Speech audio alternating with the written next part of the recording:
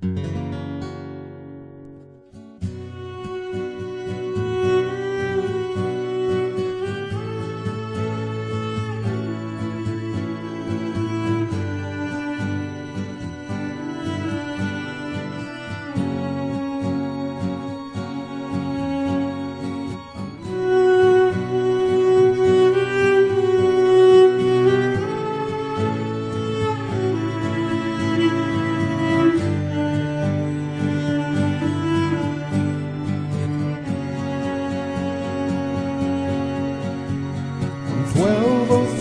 to 1805, 50 million Christians died, suffering at the hands of Rome, 'cause they believed in Christ alone.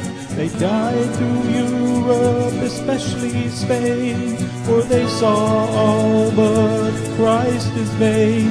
He suffered by his death for men, to save them from their awful sin. 600 years of martyred saints that history cannot erase. With iron heel and iron hand, the Roman popes rule the land. Those ignorant of history may be swept into apostasy. We won't be loved by Rome's sweet lie, with 50 million reasons why. Salvation is by faith alone, in Christ alone, by grace alone. A sovereign God give faith to man. Salvation's in the Maker's hand. This gospel offends Rome today. They offer up another way, a counterfeit, a compromise. Beware the ancient papal lie, with such a cloud of witnesses who by grace died in their Lord. Recall their memory to say, by the same faith we live today. Today, most people have some knowledge of the Holocaust of World War II, those 6 years of unspeakable horror and suffering that the Jewish people were subjected to under Hitler and the Nazi regime.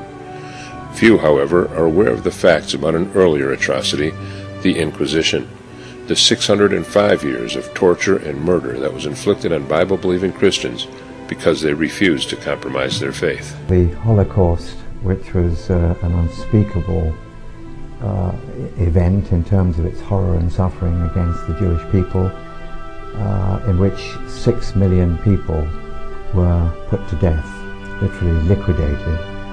The Inquisition, which is a term which is forgotten or not known to most people, certainly the younger generations, occupied a much, much longer period, more than 6 centuries of, again, unspeakable torture and slaughter of not only Bible-believing Christians and Jews, but also Muslims, Knights Templars, and those which they called witches.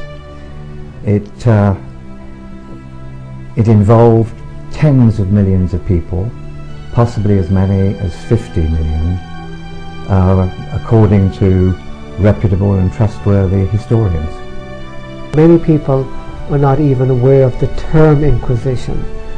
It is that period of 605 years where the Church of Rome, in a methodical, organized way, tortured Bible believers and others so that they would give up their faith and trust in Mother Church and not submit to a personal faith in Christ Jesus alone by His grace. The Roman Catholic Church began the practice of suppressing heresy long before the 12th century. To the Roman Church, anything that did not agree with their system of religion was a heresy and must be suppressed.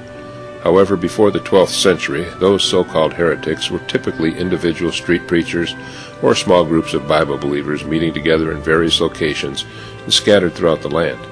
Consequently, the church had no structured system for the suppression of heresy.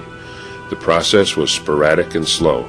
There was no real pattern or standard method for dealing with the heresy or the heretics, but that was about to change. In the 12th century, a phenomenon occurred, the likes of which the Catholic Church had not dealt with in the past. In southern France, scores of people were becoming Bible believers. Groups like the Albigenses were rapidly spreading throughout the region. This heresy, as the Roman Catholic Church called it, was growing at an alarming rate. If the Catholic Church was going to suppress this heresy, it clearly needed a new and systematic method of dealing with heretics. That new method came with Pope Innocent III. With the army of the Crusades at his disposal, and offering land to all who would come and fight this heretical movement in southern France, Innocent III was determined to suppress this growing menace of Bible believers, and he would begin with the Albigenses. The Inquisition, actually, if we wanted to put a date on it, began in France.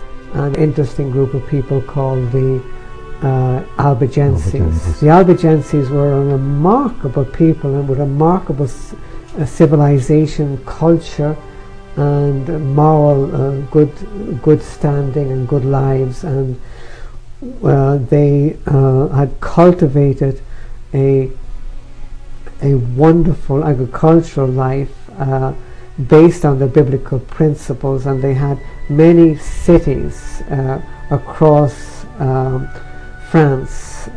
Albi is one of the cities even there to this day.